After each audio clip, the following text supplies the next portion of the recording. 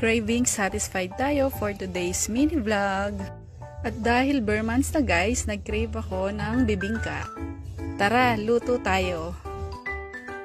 Una, maglagay tayo sa isang lalagyan ng 250 gram pancake baking mix, 1 cup glutinous rice flour, 1 tablespoon baking powder, 3/4 cup white sugar, 1/2 teaspoon asin, 1 1/4 cup coconut milk, 1/3 cup cooking oil or melted butter, and 2 large egg.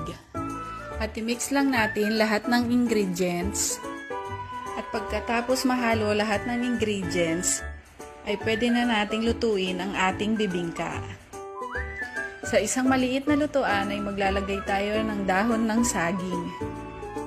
At sunod naman natin ilagay ang 1 cup bibingka mixture. Takpan at kailangan ay sa mahinang apoy lamang. After 8 minutes, maglalagay naman tayo ng toppings. Takpan ulit at after 5 minutes, para maluto naman ang pinakaibabaw ng ating bibingka ay maglalagay rin tayo ng dahon ng saging. Gamit ang plato ay baligtarin lang natin ang bibingka at lutuin ulit in 5 minutes. At ayan na nga guys ang ating finished product. At ayan, nakagawa tayo ng 5 pieces na bibingka. Kaya kung gusto mo rin ito guys, try mo na. Promise, super sarap.